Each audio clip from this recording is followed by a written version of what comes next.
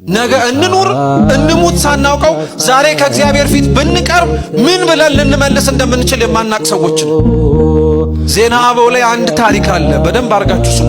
አንድ ልጅ ነው ይባላል እና ሁል ጊዜ እናቱን ገዳም ገብቼ ካልመነኮስኩ እያለ አስጨንቃት።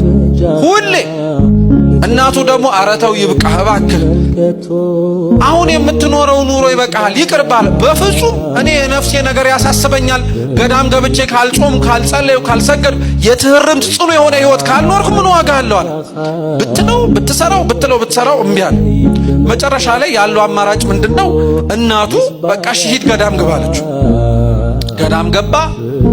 እንደተናገረው እጾማለሁ፣ እጸልያለሁ፣ ሰግዳለሁ፣ መጸውታለሁ፣ ትህርምት ህይወት ውስጥ እኖራለሁ እንዳለው ምንም ሰነፎን ስንት ሰው ከቤቱ ቤተክርስቲያን ውስጥ እኖራለሁ ብሎ መጥቶ ይሞታል ማለት ነው። ሙት ሆኖ ሬሳውን ይዞ የሚንቀሳቀስ ሰው ማለት ነው።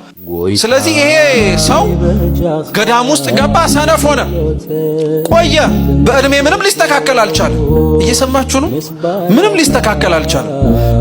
ቀጠለ። መጨረሻ ላይ የተወሰነ ጊዜ ከቆየ በኋላ እናቱ እንደሞተች ሰማ። አዘነ፣ አለቀሰ። ሄዶ አይቀብራት ነገር ገዳም ስለገባ አልወጣም አለ። እያለቀሰ እያዘነ እዛው እንቅልፍ ወሰደ እና እግዚአብሔር ራእይ አሳየው። ጻድቃን በቀኝ ኃጥአን በግራ ቆመው ከክርስቶስ ፍርድ ሊቀበሉ ወይ ሲኦል ወይ ወደ ገነት ሊገቡ ማለት ነው።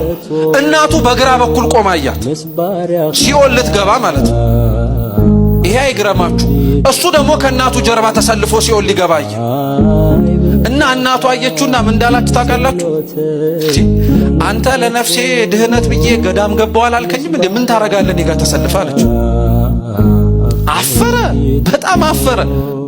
ልዳን ብሎ የሄደው ሰውዬ የሚድንበት ቦታ ላይ ሆኖ መኖር ግን አቅቶት ስለነበር በጣም አዘነ። ክርስቶስ ወዲያውኑ መልአኩን ላከና ምን አለ መሰላችሁ? በተመሳሳይ ስም የሚታወቅ ሌላ መነኩሴ ነው አምጣልኝ አልኩ እንጂ እሱን አይደለም፣ እሱን ነፍሱን መልስለታል። ወዲያውኑ ከሚያየው ራእይ ነቃ፣ ደነገጠ፣ ፈራ። ወዲያውኑ ስንፍናውን ትቶ በጉብዝና በንጽህና በቅድስና ቃል የገባውን ህይወት መኖር ጀመረ እና ህይወቱ ተለውጦ የተስተካከለ ኑሮ መኖር ሲጀምር ገዳም ውስጥ በስንፍናው የሚያውቁት ሰዎች በሙሉ ተሰብስበው አረ ይበቃሃል፣ ጾምህ፣ ጸሎትህ፣ ስግደትህ፣ ትህርምትህ ህይወትህን እንዳያሳልፈው አሉት። ይህ መነኩሴ ምን ብሎ መለሰላቸው? እናንተ አልገባችሁም። የእናቴን ክስ ሰምቼ መቆም ከከበደኝ እግዚአብሔር ፊት እንዴት ብዬ ልቆም እችላለሁ? ፍርዱን ስሰማ